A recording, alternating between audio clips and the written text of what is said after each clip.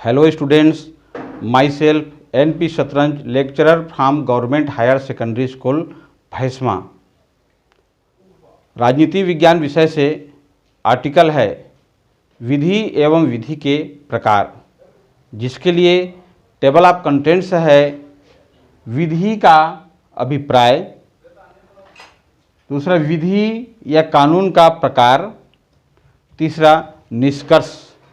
तो आइए इस कंटेंट्स पर बिंदुवार चर्चा करते हैं। सबसे पहला जो कंटेंट्स है विधि या कानून का अभिप्राय। विधि या कानून, कानून को अंग्रेजी में लॉ कहा जाता है।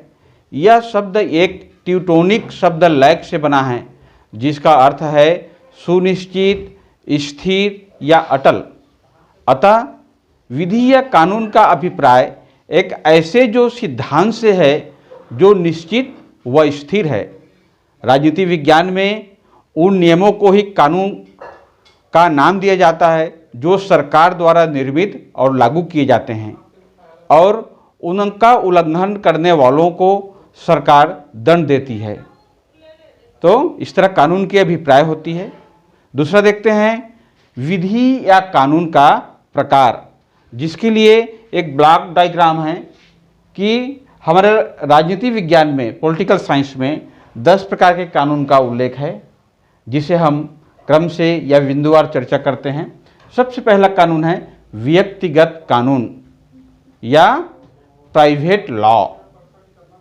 व्यक्तिगत कानून व्यक्तियों के जो पारस्परिक संबंधों को निश्चित या नियंत्रित या निश्चित करते हैं। इसमें संपत्ति, विवाह, ऋण, जायदाद आदि के कानून इस कानून के अंतर्गत आते हैं, प्राइवेट लॉ के अंतर्गत आते हैं। दूसरा लॉ है सार्वजनिक कानून या पब्लिक लॉ।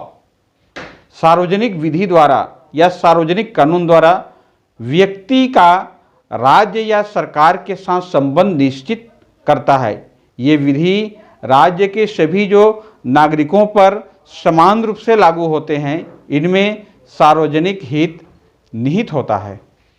तो तीसरा जो कानून है संवैधानिक कानून या कॉन्स्टिट्यूशनल लॉ।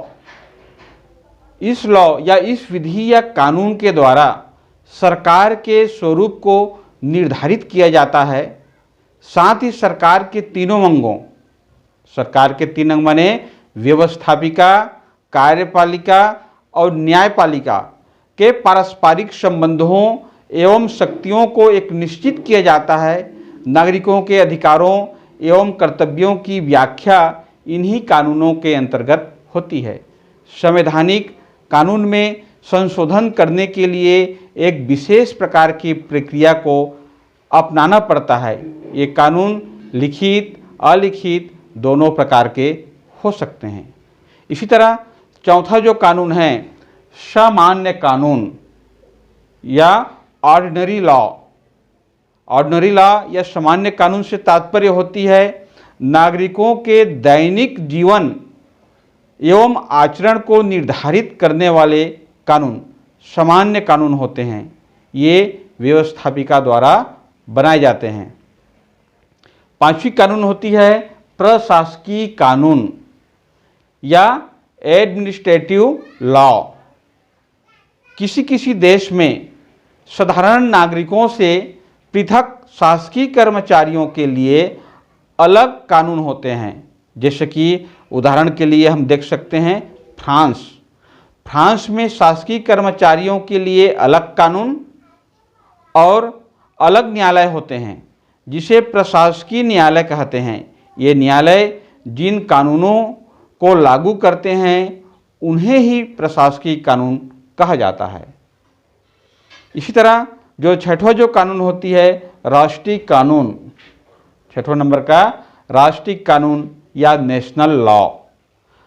नेशनल लॉ या राष्ट्रीय कानून राज्य सीमा के अंदर व्यक्तियों, समुदायों और संस्थाओं के आचरण को नियमित करने वाले कानून को राष्ट्रीय कानून कहते हैं। 7वीं कानून है प्रथागत कानून प्रथागत कानून या कॉमन लॉ। कॉमन लॉ में वे कानून जो रीति रिवाजों और परंपराओं पर आधारित होते हैं और जिन्हें राज्य न्यायपालिका द्वारा मान्यता प्रदान कर दी जाती है। न्यायालय निर्णय करते समय इनको लागू करते हैं। यही भी एक प्रथागत कानून या इसे प्रथागत कानून कहते हैं। 8वां है अध्यादेश या ऑर्डिनेंस।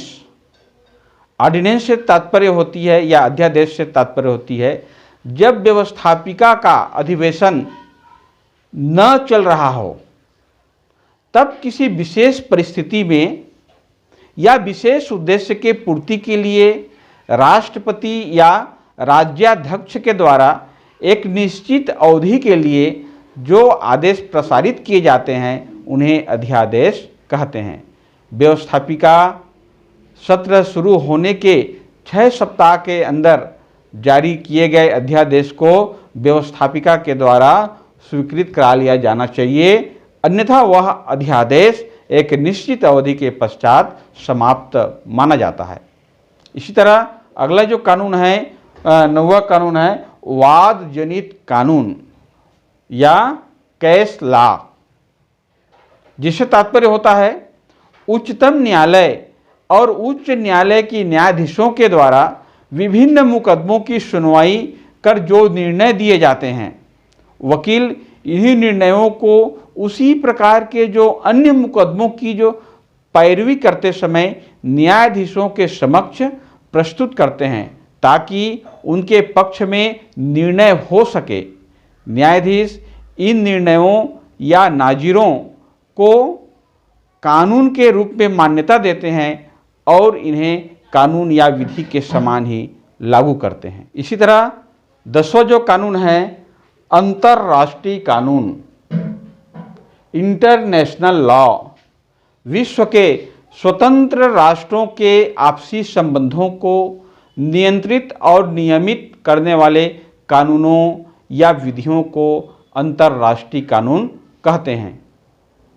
इसके संबंध में ओपन होर्न एक राजनीतिज्ञ है, जिनके अनुसार कहा गया है कि अंतर्राष्ट्रीय कानून प्रथाओं और परंपराओं का वह समूह है जो सभ्य राष्ट्रों द्वारा अपने पारस्परिक संबंधों में कानूनी तौर पर मान्य समझा जाता है। इस तरह राजनीति विज्ञान के अंतर्गत ये जो 10 प्रकार के जो कानून होती है। तो आइए अब अंतिम जो बिंदु पर चर्चा करते हैं वह है निष्कर्ष। तो निष्कर्ष के तौर पर कहा जाए तो कानून हमारे उच्च श्रृंखल व्यवहार पर रोक लगाकर हमें एक निश्चित सीमा में मनचाहा व्यवहार करने की शक्ति प्रदान करता है। विधि विहीन समाज की स्थिति अराजकता की स्थिति होती है, जहां जीवन, संपत्ति और सुरक्षा खतरे में होती है। जीवन का विकास रुक जाता है।